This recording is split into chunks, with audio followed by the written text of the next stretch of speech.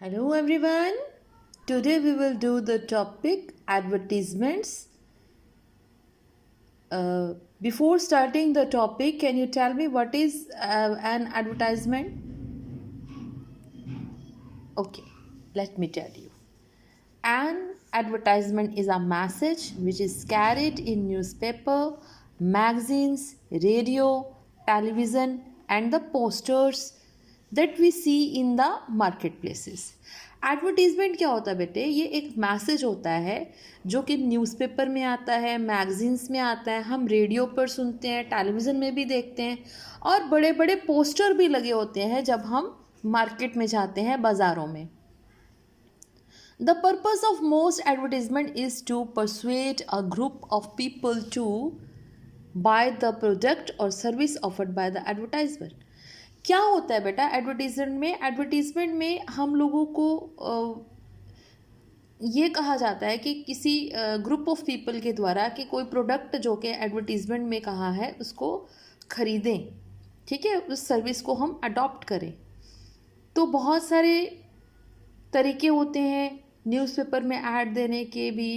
कुछ small ads newspaper में दी जाती हैं. फॉर एग्ज़ाम्पल, अगर आपको कुछ ख़रीदना है या कुछ बेचना है, कुछ आपने रेंट पर देना है, कुछ आपने सेल करनी है कोई चीज़, कोई मोटर बाइक है या क्लासीफाइड्स है, मैट्रिमोनियल्स है, there are different types of advertisement. Okay, कुछ इम्पॉर्टेंट पॉइंट जो होते हैं हम लोगों को एडवर्टीजमेंट लिखते वक्त ध्यान में रखने पड़ते हैं और वो हैं important points to be kept in mind. An advertisement should be drafted, designed, and laid out in an artistic manner that will tempt the reader to go through it even if he has no desire to buy the advertised product. Means एक advertisement इस तरह draft किया जाना चाहिए, उसका design इस तरह होना चाहिए, बहुत ही आर्टिस्टिक होना चाहिए, डिज़ाइनर होना चाहिए, ताकि अगर बायर का दिल ना भी करे उसको ख़रीदने के लिए लेकिन फिर भी उसमें ऐसी इच्छा पैदा हो जाए तो चलो ख़रीद कर देख लेते हैं. तो इसके लिए कुछ पॉइंट जो है अपने माइंड में रखने पड़ेंगे एडवर्टाइजमेंट ड्राफ्ट करने से पहले. It should be simple and to the point. Advertisement एकदम सिंपल होने चाहिए क्योंकि आम आदमी के समझ में आनी चाहिए और टू द पॉइंट इंफॉर्मेशन होनी चाहिए. It should be worded beautifully. Worded beautifully mean to say उसके वर्ड्स बहुत अच्छे तरीके से लिखे होने चाहिए. The name of the advertiser, कौन एडवर्टीजमेंट दे रहा है उसका नाम, and the advertise product should be given in the bold capital letters. और जिस प्रोडक्ट की हम एडवर्टीजमेंट कर रहे हैं वो बोल्ड मतलब गाढ़े गाढ़े और बड़े ABCD में कैपिटल लेटर्स में होने चाहिए. A business advertisement should never be too lengthy. और लंबी नहीं होनी चाहिए advertisement. It should be as brief as possible. जितना छोटा हो सके उतना होना चाहिए, ठीक है. Advertisement can be sent for classified section of a newspaper for some other specified space or page of the newspaper which are knownly as display advertisements.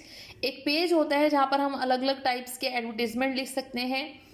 जैसे न्यूज़पेपर के सेक्शन को इन अलग अलग कैटेगरीज में डिवाइड किया जाता है. सिचुएशन वैकेंट, कोई नौकरी खाली है, सिचुएशन वांटेड, नौकरी चाहिए, सेल का, परचेज का, आर्म्स और एम्यूनिशन का, बुक्स का, अकाउंटेंसी का, कंसल्टेंसी का, stock exchange, educational, tuition, agents and distributors.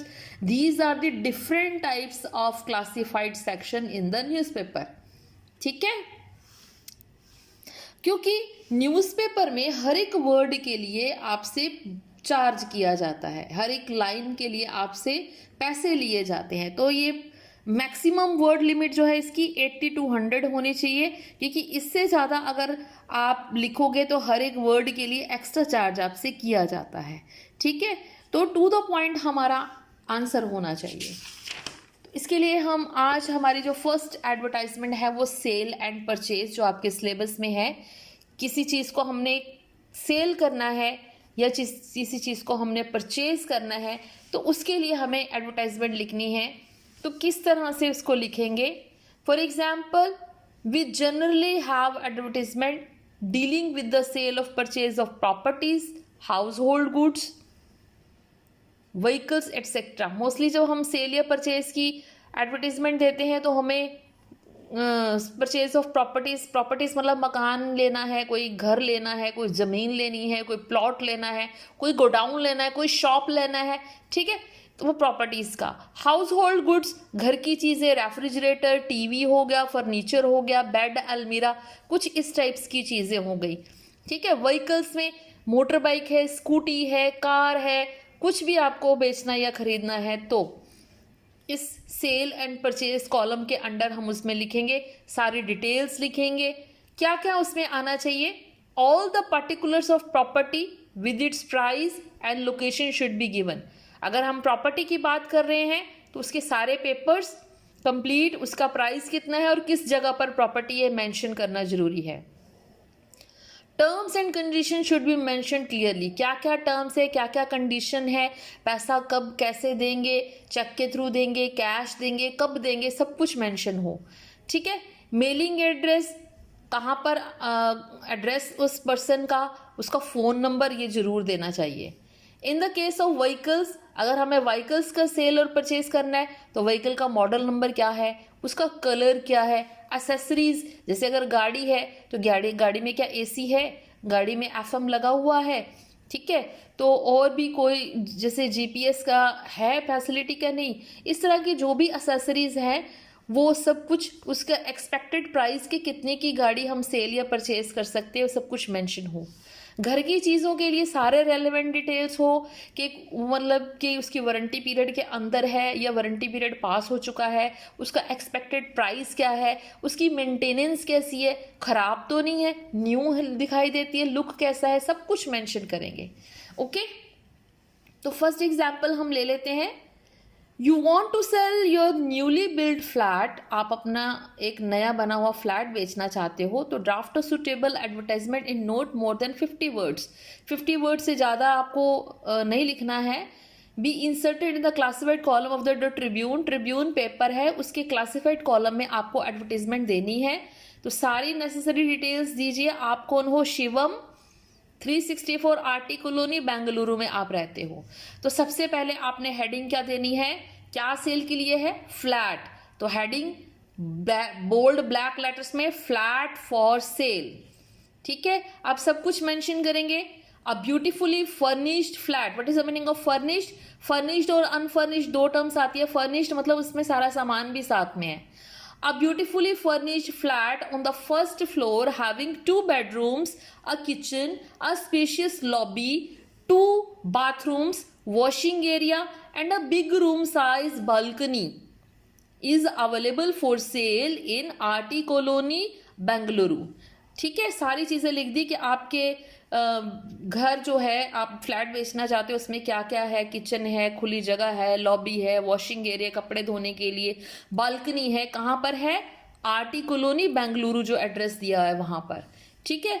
Interested parties में कॉन्टैक्ट, इंटरेस्टेड पार्टीज में कॉन्टैक्ट मतलब जो इसको लेना चाहें वो कॉन्टैक्ट कर सकता है, किससे, क्या दिया हुआ है यहाँ पे name, Shivam, 364 RT colony Bengaluru, तो नीचे आप अपना नेम और कॉन्टैक्ट नंबर दे देंगे। This is the type of sale. इसी तरह जब आप परचेज करेंगे तो आप परचेज भी के कॉलम में भी जो चीज़ आप करना चाहते हैं परचेज, सब कुछ मेंशन कर देना, कैसे चाहिए, कितना प्राइस हो, और नीचे इंटरेस्टेड पार्टीज का यहाँ पर कॉन्टैक्ट करने के लिए आप अपना नेम वगैरह दे सकते हैं।